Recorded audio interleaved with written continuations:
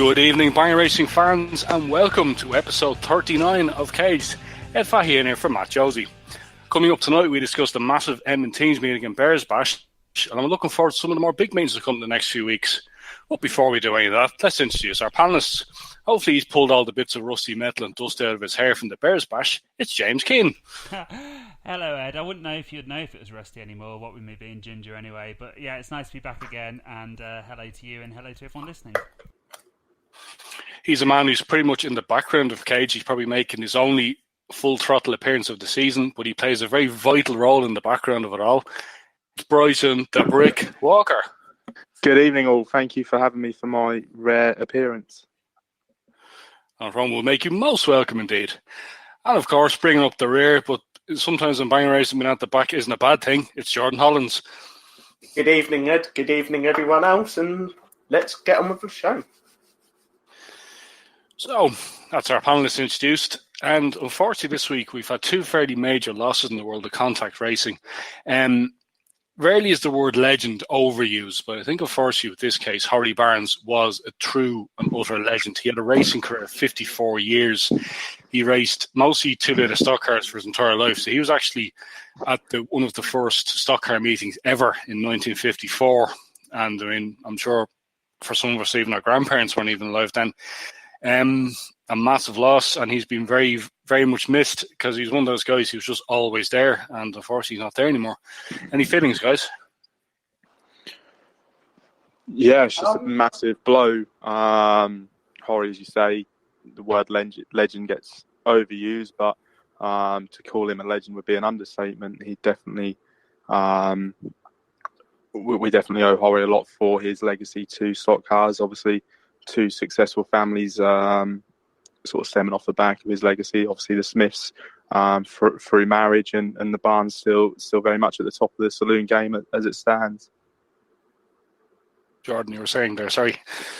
No, I was just going to say, obviously, because I'm only 19, I didn't really get to see Horry race at all. But hearing the stories of people from Steve Linfield, I think, was talking about when he went over to Holland and really took the Dutch apart in one of their big saloon car meetings. He was a great man and looked like a great stock car driver. So it's a massive loss to the sport, and thoughts go out to his friends and family. Yeah, absolutely, Jordan. I think it's one of those, like, same as you, I don't think our paths crossed with me being able to see him race over the years, but it's one of those names that you know.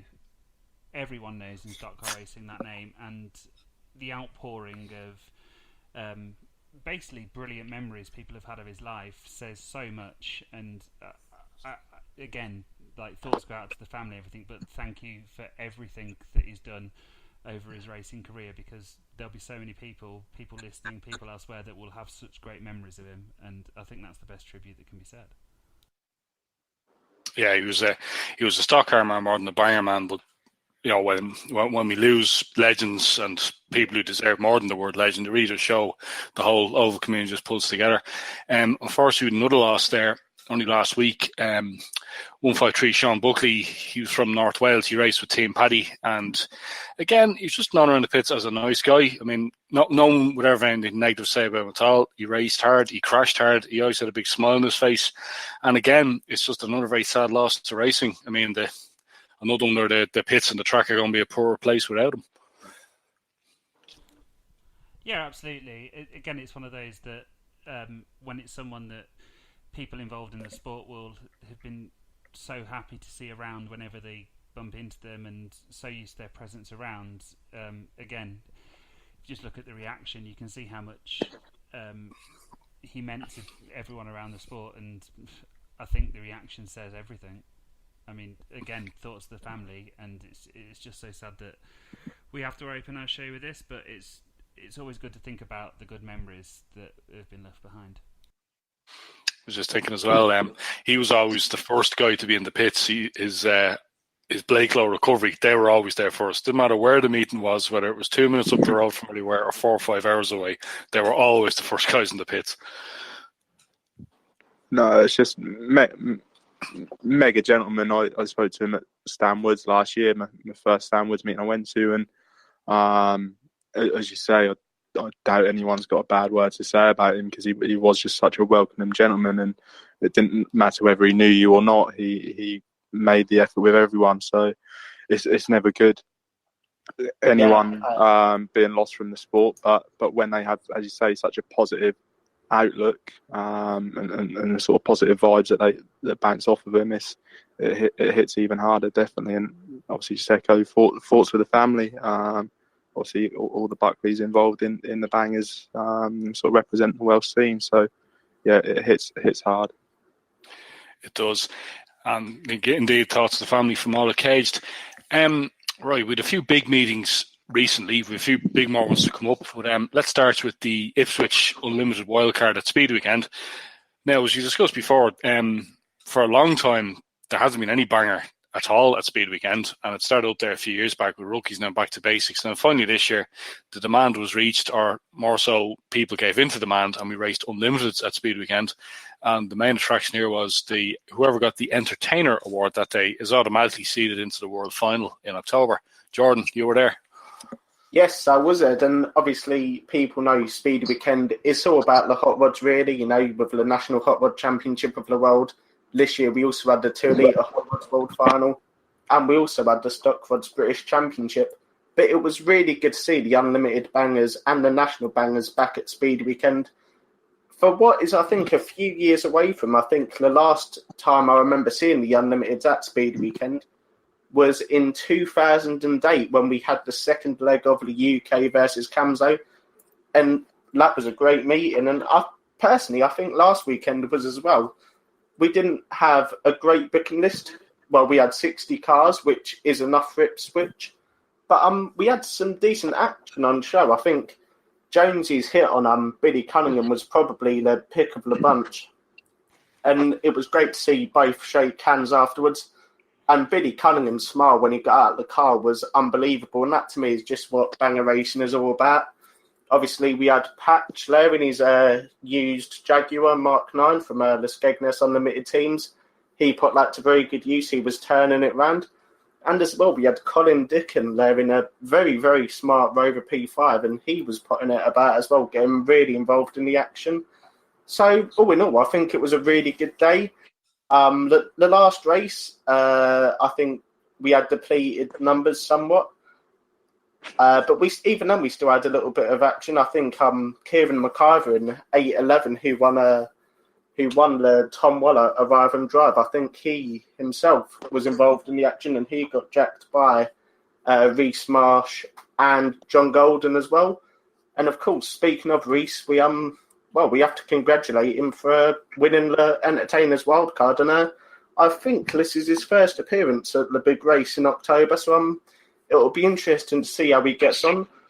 But I think if there's some of them Team Graham Black in the World Final, I think we know where the action's going to come from. And obviously, James, you were there with me as well. So what do you think? Well, at the time I thought, why didn't I bring waterproofs? Because we did obviously have the downpour across the day. But I think national bangers, or bangers of any description at Speed Weekend, are there as an entertainment bonus. It's not really their day, but the guys there put on an absolute show. Jones's shot on Cunningham, like you said, it's one of those where you see the car fold up, and like you said, as Cunningham got out of the car, we only saw it from one angle at first, didn't we, from where we were sitting? But then when we went in the pits and just saw how the passenger side had folded up like an accordion, you could see that. Like you said, Jonesy, as soon as that hit went out and the red flags came out, the first thing he did was go round to the driver.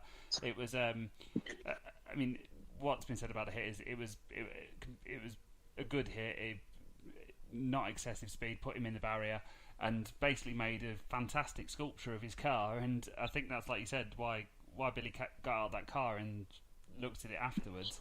You can see why I was so happy, because it's what we're talking about on the day. And like you said, the whole meeting was pretty entertaining. The bangers being there, like you said, coming back after a long absence of Unlimiteds at Speed Weekend. I think the entertainment was pretty good the whole way round. Ricky Beasley was ridiculously fast. Paxty turning it round at every chance he got. There was great racing all round. I was glad to see the National Limiteds back, and I thought they put on a great show. and congratulations to Reese for putting himself on the grids come October. That's good. I mean, again, we saw another epic Mark III Granada wreck. I saw the video myself and was like, how did he get out of that? He's probably happy that he built a good car too. Well, exactly. But I mean, everyone walked away. Exactly. Everyone shook hands. It must be said as well that the car had already been used before the meeting, so it wasn't a fresh Mark III Granada. It had already been used at a few places, and I know that for a fact. So that may have been a reason why it folded up as bad as it did. Well, and also, but it was certainly no fault of Jonesy. No, and like you said, Ed, it's just important to show how good it is to build the car when it comes to safety equipment, because if you saw the passenger side, how much it had folded up, the driver side, in comparison, was relatively straight. I mean, he obviously needed to call for it straight away because there wasn't much room left, but if you saw how much the passenger side folded up, you'd see how much his roll cage floor plate did the job. And door plate did the job. And the door plate. I mean, it's the old days. The door plate's there now as much for follow-ins as much as the roll cage is there for getting T-boned, even though it's called a roll cage. It's nearly more of a T-bone cage these days. That was a good meeting overall. I think we were happy. That's the main thing. Yeah.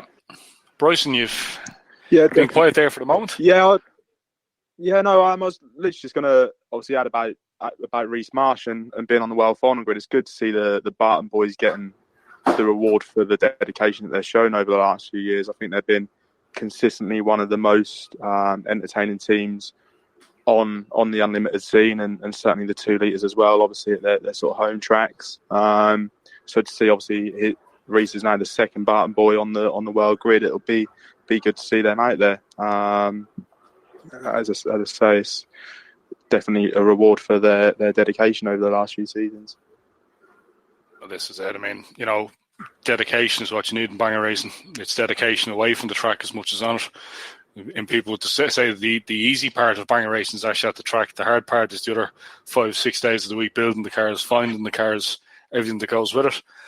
But that's it. It's good positivity in front of a mostly hot rod crowd. I know that people are going around in circles that actually do anything. They don't really think much of bangers, but hopefully we put on a good show in the same way that they did too. But moving on then, the first of the big meetings last weekend was the Bears Bash at Eastbourne. Now, something we'll come back to, unfortunately, it was a little bit undersubscribed in that people who said they were going to come didn't. But we'll come back to that a bit later on in our discussion. James, I know you're chewing at the bit there to talk about this one. Yeah, I mean, it's the second year in a row I've had the pleasure to work the Bears Bash. It's always a fantastic meeting because the build rules are slightly different from the national rules. The cars are being sent out there not really with the intention of winning or staying strong. It's there to entertain the crowd. There's a little bit of making sure the heats are orchestrated with the cars that go out there to make sure it's the best show possible. Same happened this year where Heat 1 was sent out with the older cars. And I mean, a lot has been made about the no-shows and the fact that one of the heats got dropped. So the Eastbourne pit means that you probably get about 120 maximum unlimiteds in that pit. In the end, it turned out, I think it was between 70 and 80 were there, so one heat was dropped. The heats that were there were actually really good, and the final was absolutely fantastic. I was marshalling on turn 4, and the track blockage, well, it definitely kept me busy all day, and it was a pretty hot day as well, so running around was pretty interesting. And while the all-comers may have suffered for the fact that the final and the 3 heats were pretty hectic, I don't think, if you take it in isolation, it was a fantastic meeting. If you compare it to the last couple of Bears Bashes, maybe you'd look at it and say it wasn't quite as spectacular, but I mean, if you take it for what it was, a fantastic meeting, it was a great day, it was brilliant, there was some great action all round, and you can't really fault it. For the drivers that were there, for the attitude that was there, for what it's for charity and being a great cause. I mean, hats off to Nige and all of the Bears for what they do and the way they do it. I had a great time. I hope everyone else watching had a great time as well. Jordan, you were there as well. What were your thoughts?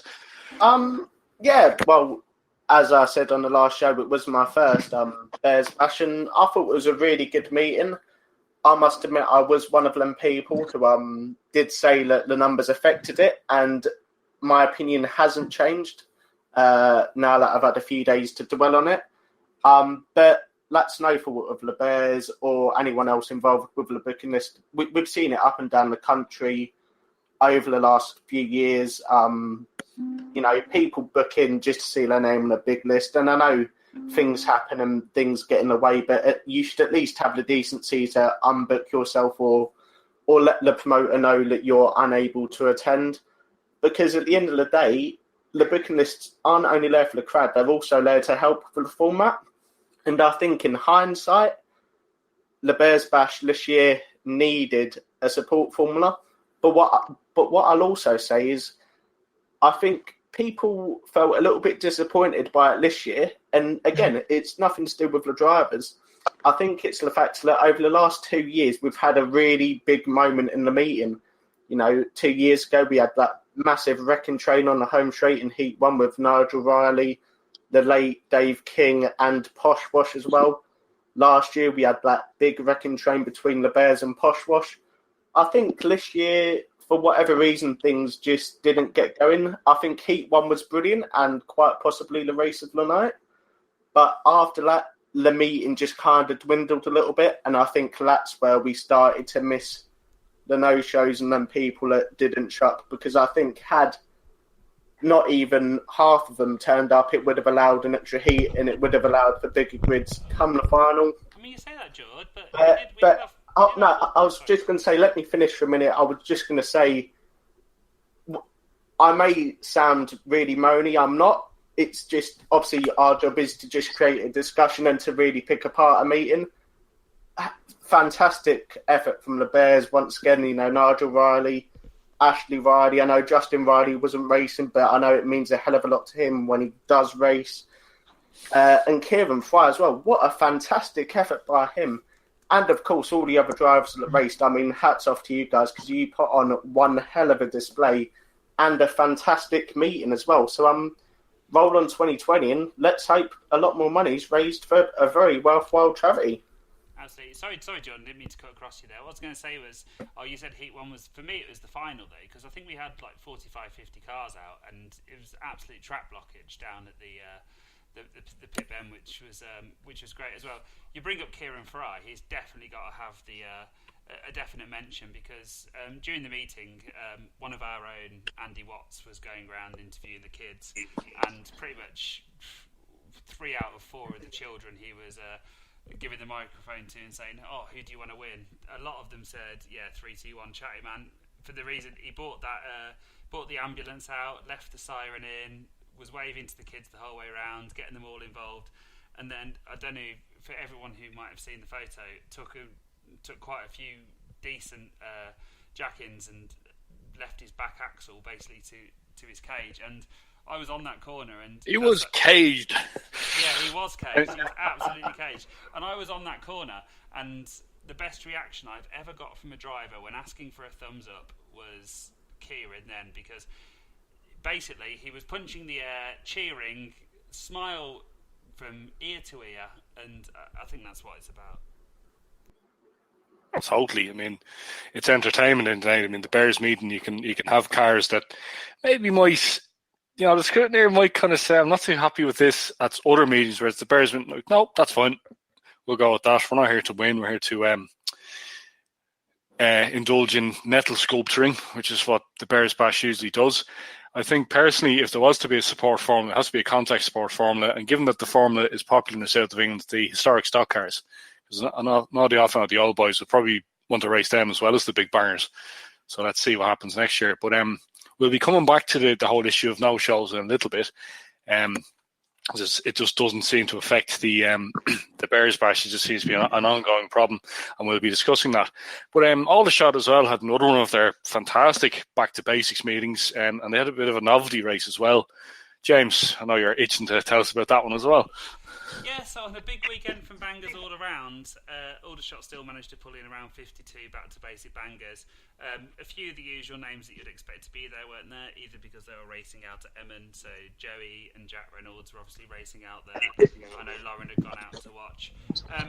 But a lot of the usual names are there, and it's basically the meeting for the kids and the families to come and see, because it was the mascot race, so the effort that was put in was fantastic, including one car that was dressed up with someone in health and safety stuff, with a big health and safety checklist, which I think is a bit of a tongue-in-cheek go at the rules that go into bangers these days. But in the trailer race, we had number 3 Scott Russell in his Beetle. He was putting on a show all day and actually didn't stop in the DD until he was forced to. But in the trailer race, he took out the shell of a Reliant Robin, and as his trailer predictably jackknifed on the back straight, it left a Robin shell across the back straight, only for the following drivers to have no hesitation in going through the back of it, leaving fiberglass everywhere, big sort of cloud of fiberglass, kids, everyone standing up cheering, everyone having a great time. It was brilliant. Aldershot B2B regular Chris Parry, bit of a mainstay on the southern B2B scene with his guys in the Bilge Brigade, turned up with a complete one-hole crazy golf course on his roof as well, and during the towing race had a little caddy bag on the back, and he got stuck in through the day as well. So did a few of the other regulars. We had 18 James Friston, Turkish, and 18 Matt Nutley, who both took a heat win. And of course, 260 Keith Reynolds. While his boys might have been over in Emmon, Keithy was there making sure B2B carried on. I spoke to him afterwards, and he was absolutely delighted with the afternoon. And this is his quote. He basically said, "This is what B2B is all about." He said, "No hassle, no grief, no egos, just good new-fashioned banger race and everyone having fun." And I think that's what B2B is all about, and I think this meeting really did show what B2B is all about, because it was just fun all the day. It was not about anything else than going out, try and have a bit of a laugh, and try and entertain the crowd. And I think it was a great day. Well, that's a very good point that Keithy made. I mean, Keithy is our honorary president for life in Caged. He said new fashioned, so I like that. You know, this is what we have now. Live with it. You have people wearing rose-tinted spectacles and all. It's not like it used to be when there was 58, 60s ever going around. This is what it is. This is what we have nowadays. Enjoy it. I mean, Eddie, make the most of it. Eddie, it has to be said that during the meeting, the first few meetings was a bit nudge and spin, but there was a few big hits going in. But the DD was was absolutely amazing.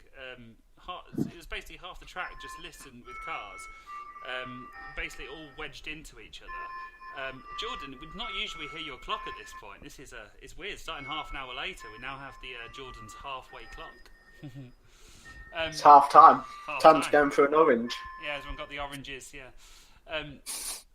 no, but I think that's it, because with B2B, obviously, people are more willing to use their cars in the DD, and it was pretty spectacular DD, and it was a great end to the day, and obviously it clashed with a lot of other meetings, so we might not have had the crowd that the mascot meeting usually gets, but it's just really good to see the back to basics drivers going out there. Other people as well, like Weevil, he'd raced the day before at Bears Bash, then came down and put on a show as well. But it's just nice to see B2B going strength to strength, or even just keeping where it is, keeping that fun sort of ideal for racing. And yeah, long may it continue. Is it? And now for the discussion about Love Island. Thank you. We have finished discussing Love Island. Big hello to our honorary leader, Mr. Matt Josie, and our Northern correspondent, Rob Woolhouse, who are literally foaming at the mouth in front of their television screens watching that particular programme. But we stand here and talk about something in the real world, which is Banger Racing. Anyway, moving on. The final big meeting at that weekend, we've discussed it already. We'll discuss it again. A little place in Holland called Emmon had the Unlimited Teams meeting. Bryson was given the honour of bringing the caged inflatable dinghy over. How was it? Undeniably one of the best meetings I've been to. And I don't say that sort of lightly. Up there with your arena organadas, obviously the sort of maiden one of that. And as I say, it's just everyone bangs on about it being the sort of holy grail of bangers. And until you actually get over there, you don't sort of appreciate how true a fact that is. From start to finish on the Saturday through to the sort of the last DD on the Sunday. Everyone going at it full bore.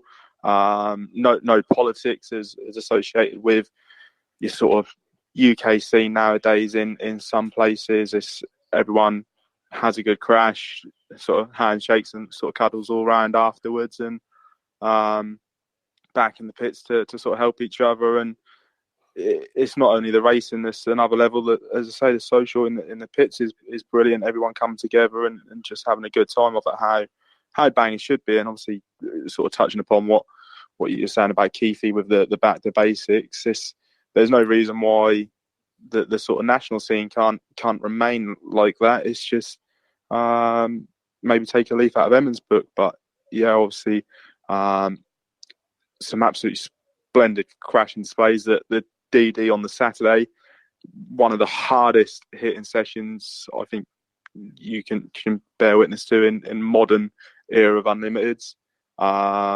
Just absolutely balls out shots.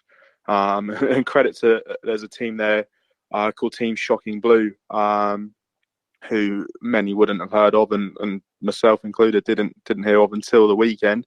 But they're a group of lads who typically do auto rodeos over in Holland, which are little village events mainly where they do basically similar to American style DDs on a big field, and they'd never done an arena banger meeting before, and the attitude they had was brilliant. And one of the gentlemen in the DD just, it was basically a case of pick a spot where all his mates were in the crowd and just go full bore into a pile up that all the drivers were out of their cars, and he just full bored into it so that he could get cage himself. And it was just that attitude that sort of summed up the weekend. But we had a absolutely awesome Heat 5 was one of my sort of favourite points of the weekend, where you had Black and Yellow, who are a sort of a known team now over in the Holland, and sort of now sort of Warnerton as well. They're sort of branched out too. They were mixing it with a team on Banal, and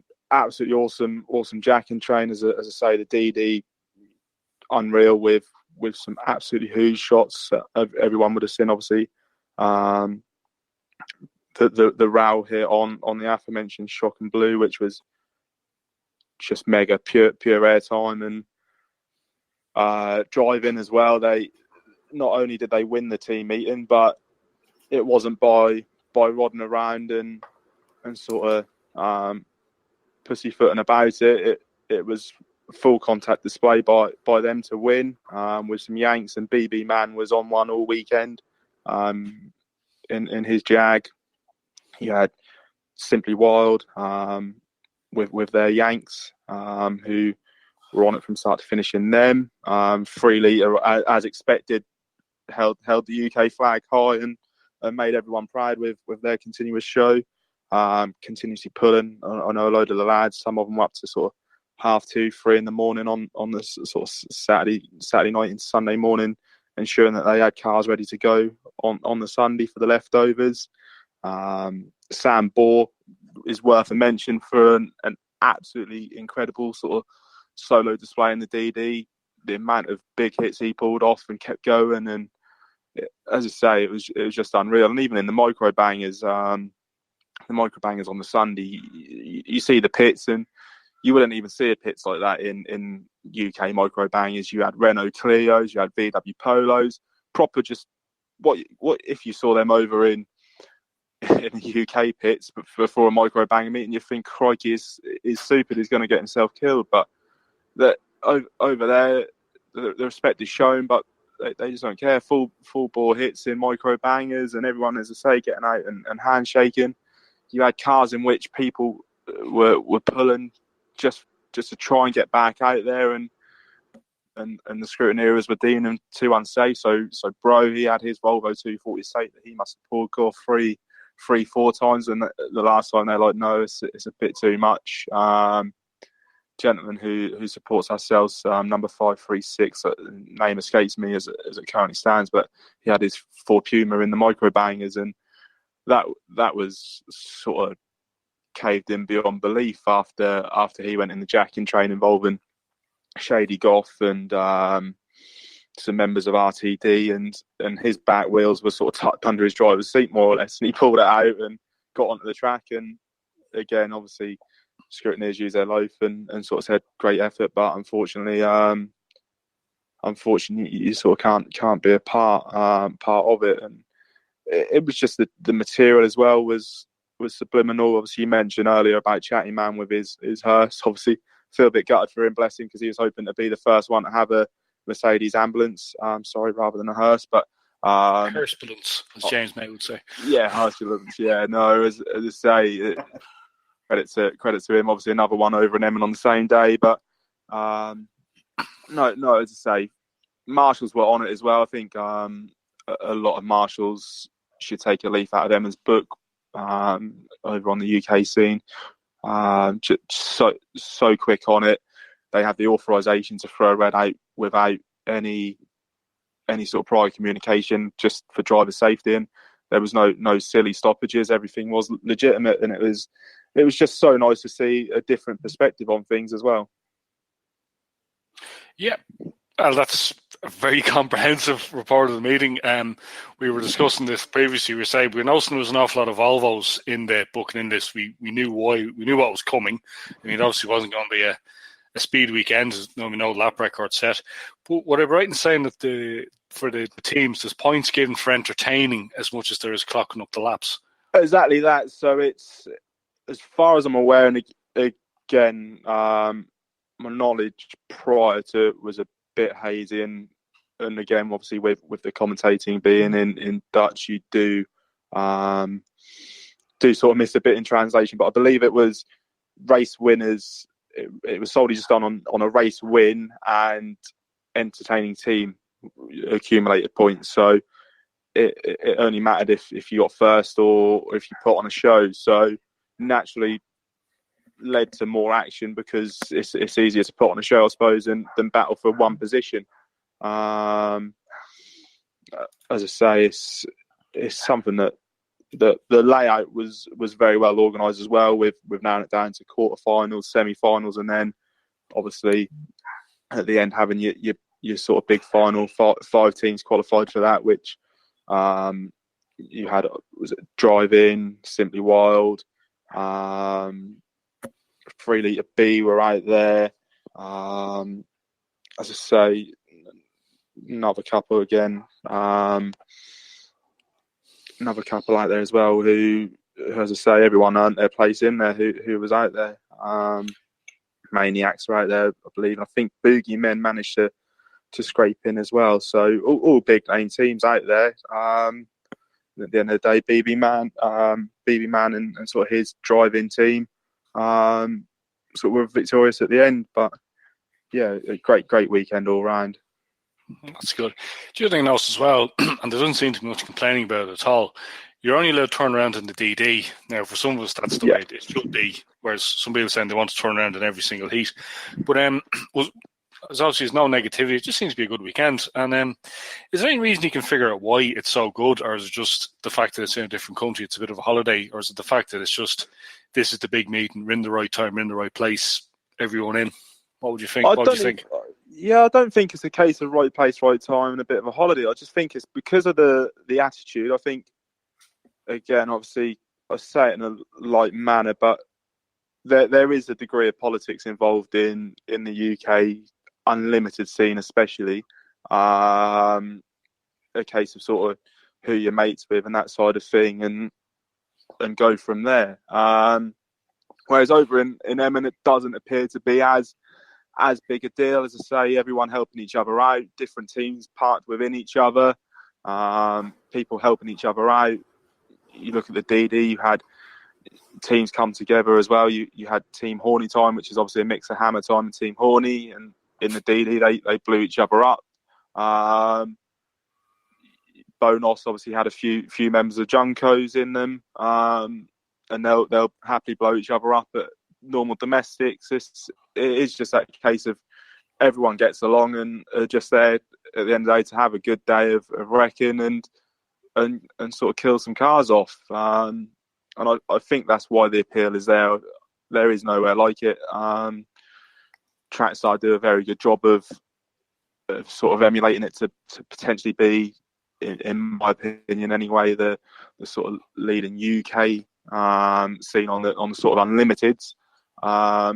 But I think again the driver base is fairly similar in that there's very little politics involved. I think that's the main reason that the appeal's there, and I'll definitely go back again. And I think from drivers who hadn't been there before, even people in the crowd who were going over there for the first time, then are looking to get teams together if they can, or head across for obviously their sort of biggest individual meeting, obviously the Blue Oyster in October, which attracts people. But it doesn't seem like it's just the big meetings that pull the action in as well. Obviously, we're seeing the sort of, you look at Auto Rodeo Netherlands footage, for instance, and it constantly is successful. So yeah, I think it's just mainly the politics is the main reason, really.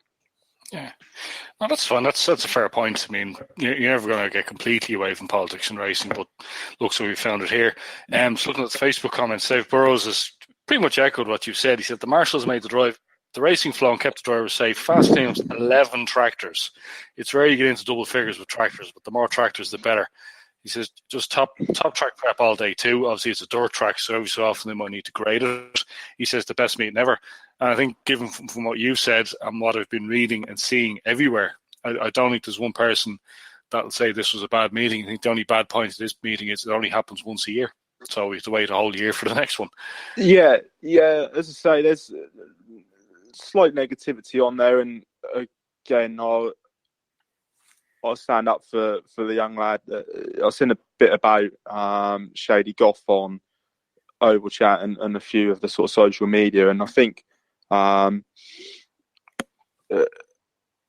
stand very much by him in the fact that he's a very young driver. He had a unfortunate incident on the microbangs first. No driver was hurt, but it looked nasty on initial impressions, and naturally, obviously, everyone jumped on the bandwagon, sort of slating him. But the lad's only on his third ever meeting in adults, first time racing sort of overseas, first time racing the wrong way around, and he was probably more gutted than anyone out there.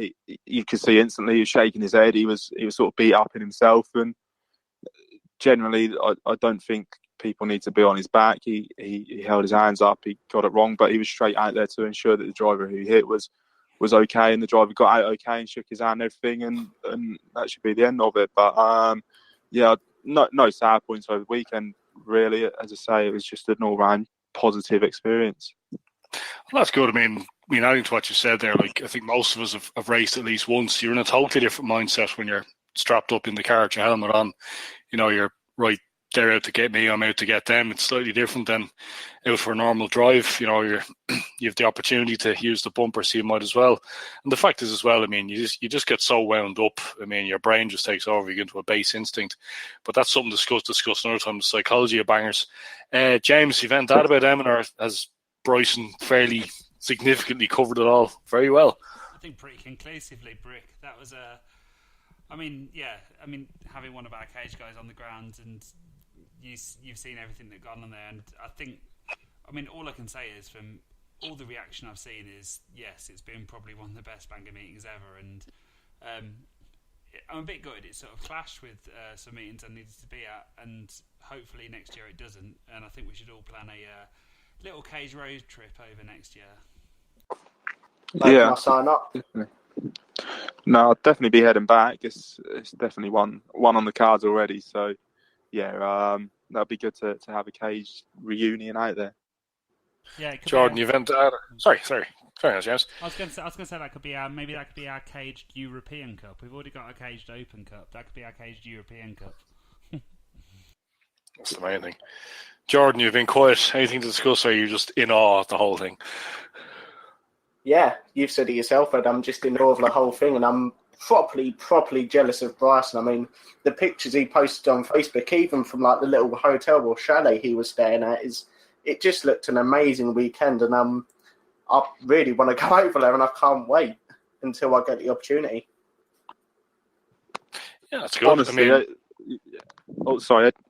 No, go ahead, Brick. You were. No, it's just obviously Jordan mentioned about the sort of B&B we stayed in. It's just everyone was so welcoming over the weekend. So everyone, I know obviously I didn't sort of enjoy the whole social aspect of it through sort of different perspective on things, but obviously people go out in the town until early doors, and that side of things. But everyone is so welcoming over there. The sort of people in the local village all know about the sort of bangers and everything that's going on. Rather, it's one of them where obviously I live 5 minutes down the road from Yarmouth, but you can still go into Yarmouth and mention to people about bangers, and they haven't got a Scooby about it. But everyone in the town would hear your accent and be like, "Oh, you're here for the bangers?" And you'd be like, "Yeah, yeah." And they were so welcoming. As I say, it's not only the bangers that makes the weekend positive. It is just a case of everyone being so welcoming. So yeah, it's definitely something I'd recommend. I think the only event I would ever heard about comparable to this, as Jordan would agree with me, is Le Mans. Just everyone just gets into it. All the locals get into it. It's the big thing, the big event that happens once a year. Everyone just enjoys themselves. But absolutely, completely agree with that. Yeah. Well, moving on after that very comprehensive review of probably the highlight of the year now. I think every other meeting now this year is certainly going to be compared to that. Let's move on a little bit. This week, where are we going now? Sorry, my script is messed up. You need to fire the writer. Unfortunately, we now come into the weekend's meetings, and we have our usual summer problem in that there's so many good meetings on at different places at the same time. We have a perfect example coming up this Saturday, actually. You have the Stoke pre-75 rerun, and you also have the Battle of Britain. Whereas not too far away at Birmingham, you've unlimited bangers at Birmingham Wheels. So if you're looking to travel in the Midlands this weekend, which one do you go to? James? I mean, as much as Birmingham Wheels is close to my heart, if you've seen the booking list recently, I'm not sure how many are going to be there for that national championship. So I'd probably have to say, if you're in the Midlands, I'd probably think Stoke is probably your best bet at the moment. The booking list for Birmingham has got a few decent names booked in there. Cameron Bradford's there, Nathan Roberts, Rick Finney, a few of the usual suspects, Mitch Finney. But at the moment, there's only 12 booked in there. I really hoped it would be a bigger event. The National Hot Rods are there, so that will probably pull in the crowd because it's their first qualifying round of the year.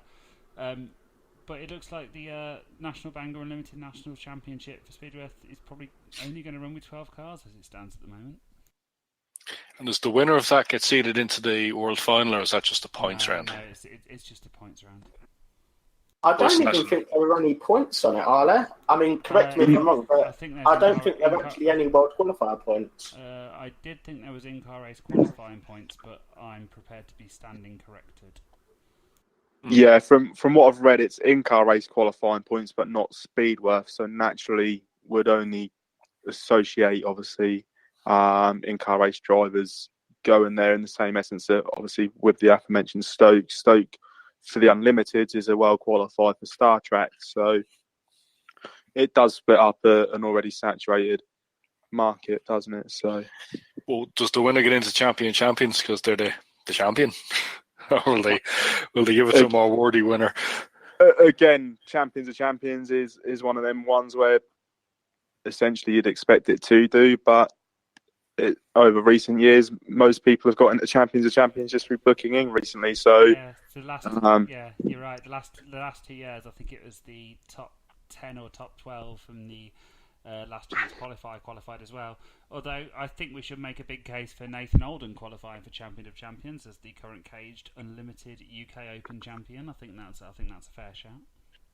Well, the platinum roof, of course, needs to be seen at Champion of Champions, and that's what you get for winning the Caged Open. If only.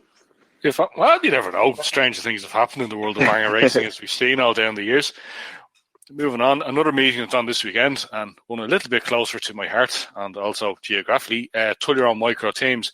Now, it's an interesting one, this one, because I think micro bangers have evolved much faster on this side of the Irish Sea than they have in England.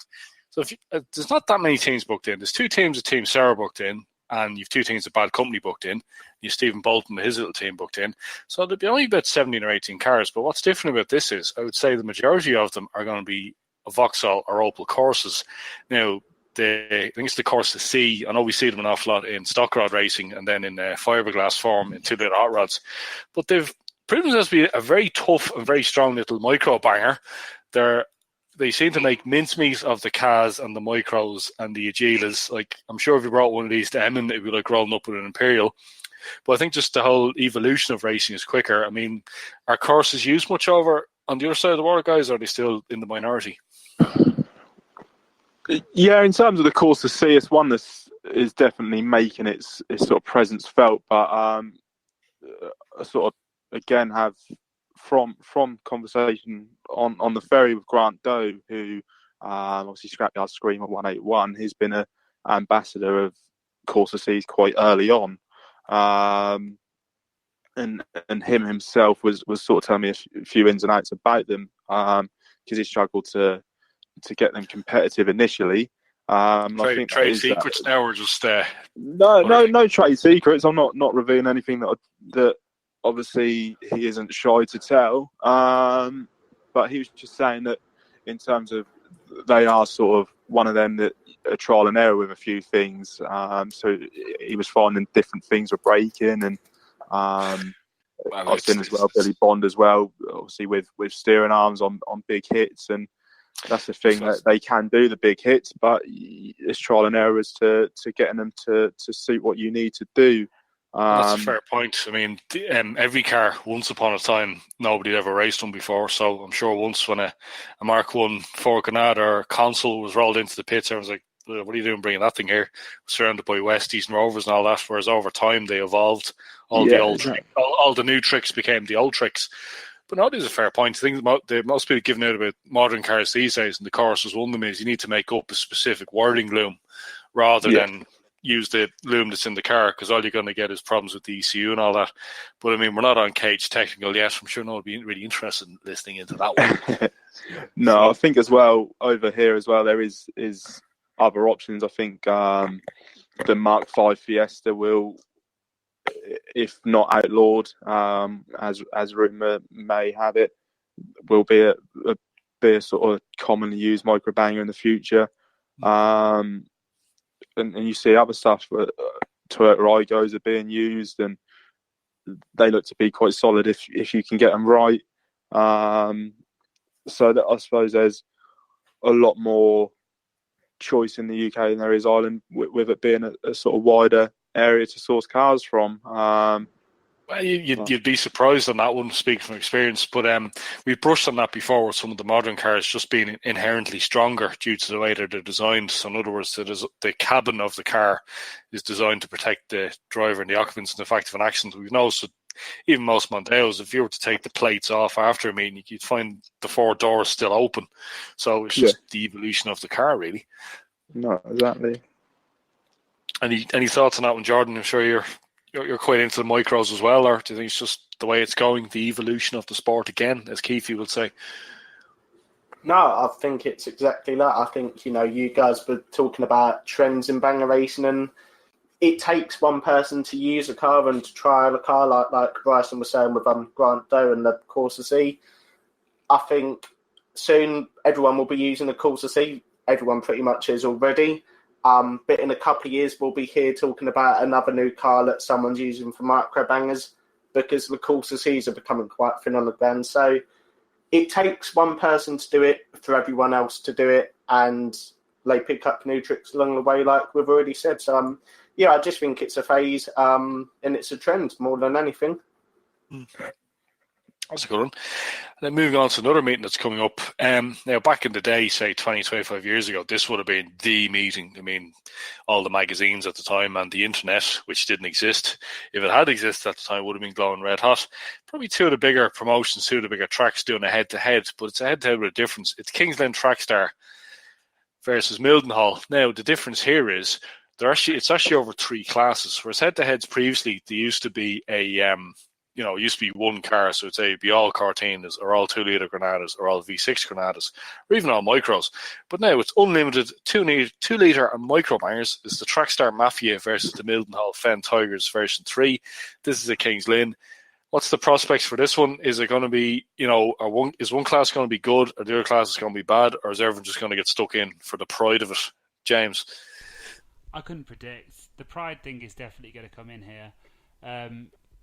the drivers that have been around Mildenhall for ages are fiercely loyal and fiercely proud of the fact they've been racing around Mildenhall for years.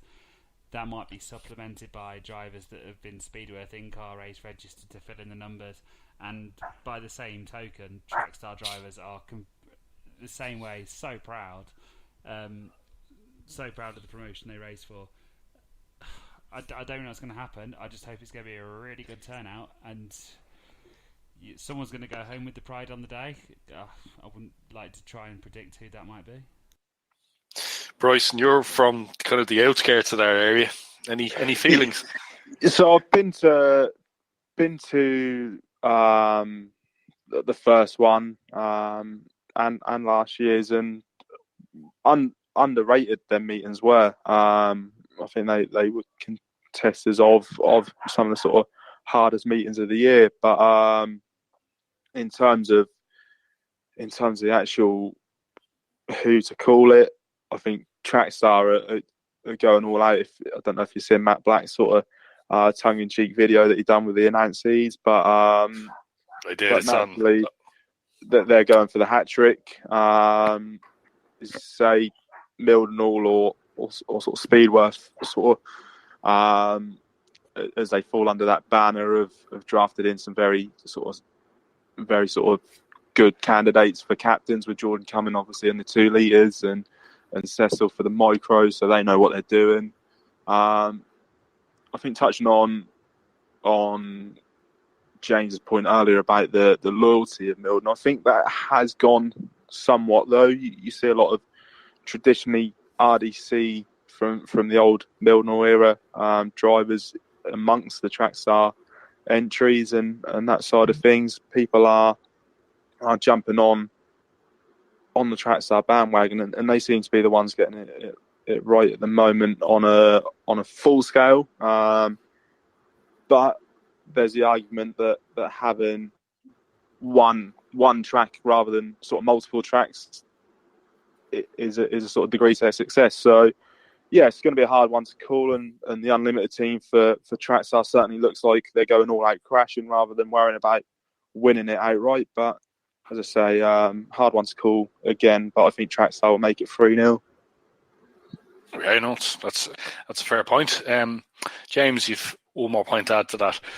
Yeah, I think the one point I do want to make is that one of the best meetings I remember when I was younger is when you used to see all the teams from around all the tracks come together. And one of my first ever meetings that I remember was Speedworth versus in-car race in the days that they were separate. And it's just nice to see promoters working together to promote this, because no matter what happens on or off track, it will always capture the imagination of the fans of both promotions and the drivers of both promotions, and it can only be good for the sport to put them both together and have a big event that promotes the sport together. This is the thing, I mean, I've just got one more point to add in. I think, looking at videos from previous years, it's been a very lively affair, and a lot of races come down to the last car running even. So I think, in a way, it's not only going to be one on the track, but it's also going to be one in the pits, drivers helping each other get cars back out, lending spares, using each other's equipment. And I think the Trackstar team will be better at that, because I think Bryson said it earlier, I think the driver base for Kingston and Trackstar at the moment is incredibly strong. And they do have a lot of ex-Mildenhall drivers as well, who will be looking to get one over on the Fen Tigers. So for me, I think Trackstar could be going into it as favourites. But Mildenhall, with having some Speedworth and in-car race loanies, as they were, or per se, I think they could be a dark horse, and they could bring a surprise. So it's one not to miss. I think the loanies are better known as mercenaries. They've been hired in to do a job. But hopefully this meeting will get the old head-to-heads going. Because remember, back in an earlier period, say the late 90s, early 90s, basically when you saw Arena Essex versus certain team, you knew this was going to be a fantastic meeting. And like you said, the sworn enemies on track most other days of the week, helping each other in the pits. It's a massive team effort. I'd nearly say this is probably going to be a more exciting meeting than Civil War, which actually has a very similar team structure. But moving on then, something we discussed earlier on with the Bears meeting. It's a fantastic meeting. There's a great booking in list, but you turn up in the pits and half the booking list isn't even here. James, when you see this, what are your feelings on it? I sort of feel for the promoter in a sense, because obviously the promoter wants people to book in advance. Not taking any meeting specifically. A lot of the times it's you only get your qualifying points if you book it in advance, and there's no real penalty if you book it in advance and then can't make it. At the same time, drivers will always have commitments. None of them are professional, therefore something's always going to come up, whether it's another meeting that's everyone's going over to, or it's a case of family commitments which always have to come first. But then at the same time, a lot of people don't even plan to travel unless they see a booking list. It's like a three-way balance between it.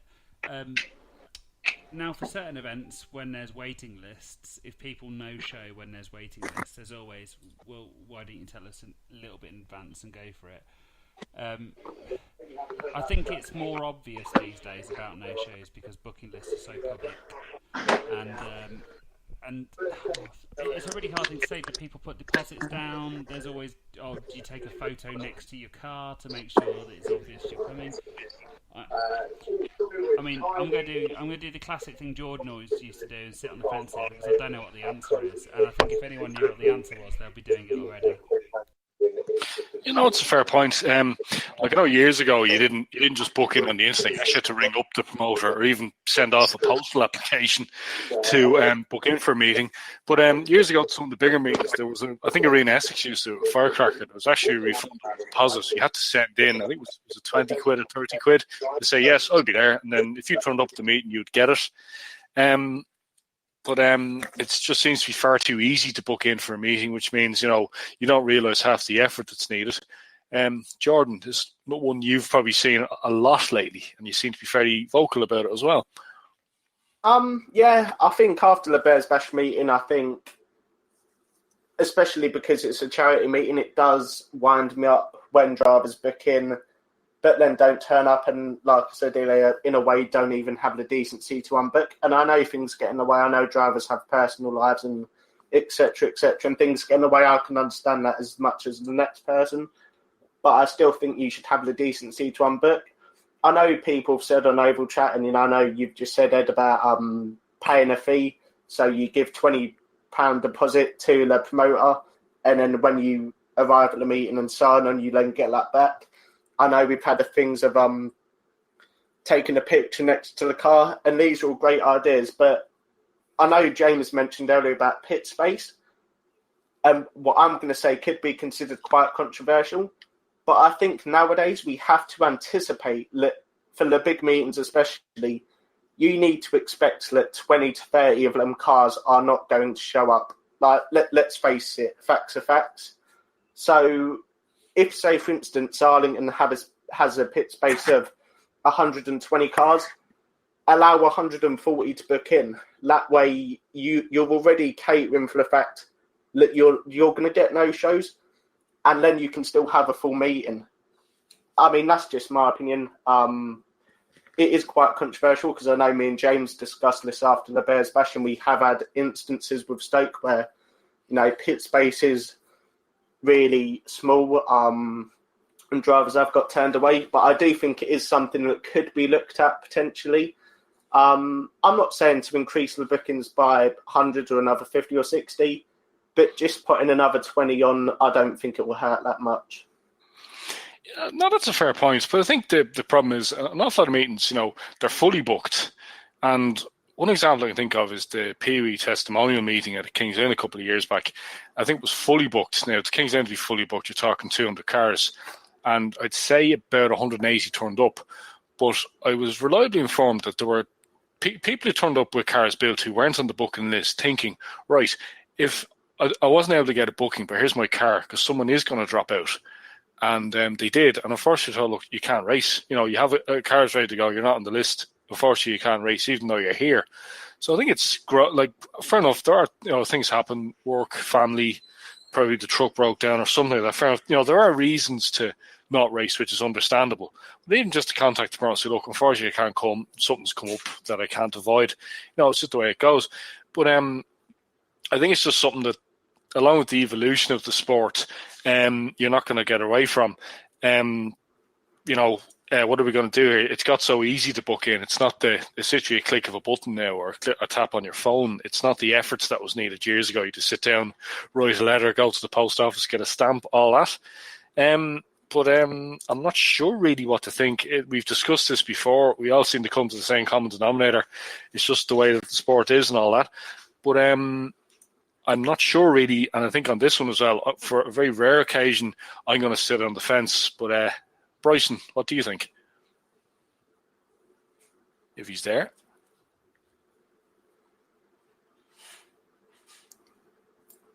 Have we lost Bryson, guys, or is he coming back? I don't know. I have seen on our group chat. Just carry on and we'll message and ask to see where he is. Yep, no problem. He's just about to come back in now. But anyway, no, I think it's just one of the things that's just not going to go away, unfortunately.